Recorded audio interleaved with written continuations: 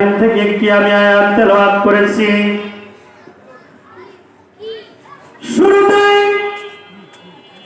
সূরাতুল ইব্রাহিমের মধ্যে আল্লাহ রাব্বুল আলামিন পবিত্র কোরআনুল কারীমের ভাষায় বলে দিলেন, ও দুনিয়ার মানুষেরা,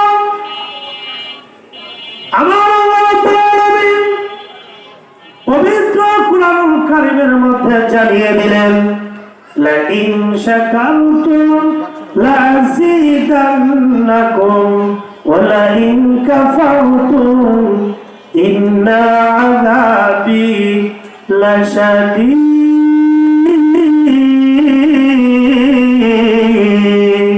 الله أكبر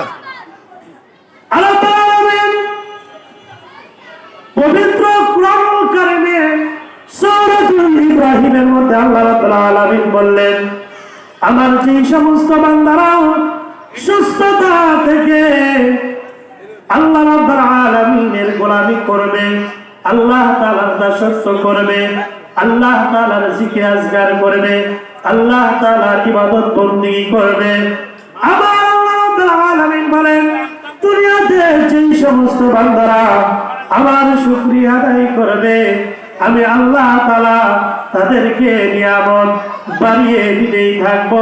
চিৎকার দিয়ে বলুন না সুবহানাল্লাহ।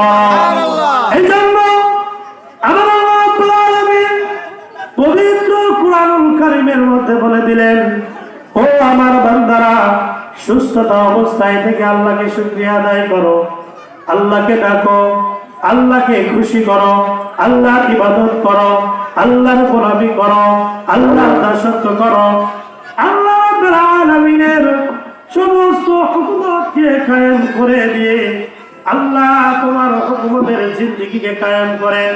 হুকুমতকে প্রতিষ্ঠিত করার কারণে যেই সমস্ত বান্দারা শুকরিয়া আদায় করবে, আমার আল্লাহ বলেন, এই শুকরিয়া আদায় করার কারণে যেই সমস্ত বান্দা শুকরিয়া আদায় করে আর সুস্থতা অবস্থায় যারা আল্লাহর ইবাদত, আল্লাহর গোলামি করে, আমার আল্লাহ রাব্বুল আলামিন ওই সুস্থতার মধ্যে বরকত দান করে দেয়। চিল্লায়া বলুন না সুবহানাল্লাহ। আমার আল্লাহ রাব্বুল আলামিন বলেছেন, যারা সুস্থতা অবস্থায় থেকে আল্লাহর হুকুমত কায়েম করে না, আল্লাহর হুকুমত নামাজ পড়ে না, আল্লাহর হুকুমত রোজা পালন করে না, আল্লাহর হুকুমতের অনুযায়ী তাসবিহ তাহলিল সকাল সন্ধ্যায় যারা পড়ে না, যারা আল্লাহর হুকুমতের কোরআনকে যারা মানে না, আমার আল্লাহ রাব্বুল আলামিন বললেন, ওই সমস্ত সুস্থতা বান্দাদের জন্য আমি আল্লাহ তাআলা ব্যবস্থা করেছি, ইন্না আযাবি লাশাদীদ। আল্লাহু আকবার।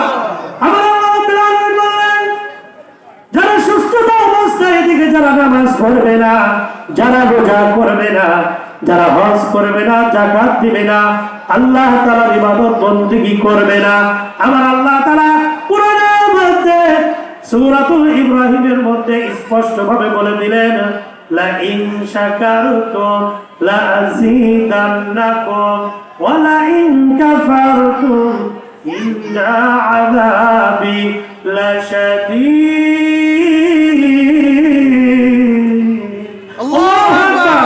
আল্লাহ বললেন, সুস্থ অবস্থায় থেকে যারা আল্লাহর ইবাদত করবে না, গোলামি করবে না, আমার আল্লাহ বললেন, নিশ্চয় ওই সমস্ত নারী এবং পুরুষরা তাদেরকে আল্লাহ রাব্বুল আলামিন ইন্না আযাবি লাশাদীদ, অবশ্যই আমার আল্লাহ তাআলা তাদেরকে আযাবের মধ্যে গ্রেফতার করবেন। চিল্লায় বলুন ঠিক কিনা?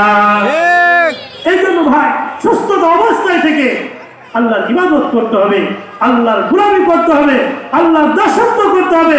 যদি আপনি না করেন, আল্লাহ তাআলা বলেন, দুনিয়ার মধ্যে ওরাই নিকৃষ্ট, ওরাই সবচাইতে খারাপ, ওরাই সবচাইতে জঘন্য যারা সুস্থতা থাকা অবস্থায় আল্লাহর ইবাদত নামাজ আদায় করে না, রোজা পালন করে না, এরা চতুষ্পদ জানোয়ারের চাইতে নিকৃষ্ট হয়ে যায়। নাউযুবিল্লাহ।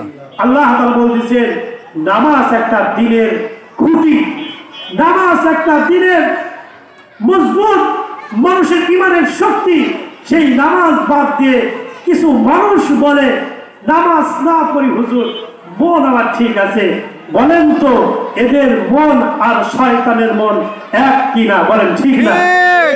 কারণ শয়তান সব দিক দিয়ে পারদর্শী, শয়তানের ঈমান আমল সব দিক দিয়ে ছিল, কিন্তু শয়তান হুকুম মানে নাই। যে মানুষ তার সমস্ত আচার ব্যবহার সব দিক দিয়ে ভালো, যদি ওই মানুষটা মুসলমান হয়ে থাকে আর সে যদি নামাজ না পড়ে, আল্লাহ রাসূল বলতেছেন যে যে ব্যক্তি নামাজ না পড়লো তার মধ্যে ইসলামের কোনো অংশ নাই, তার মধ্যে ইসলামের কোনো দিন নাই। যে যার নামাজ নাই তার মধ্যে দিন নাই।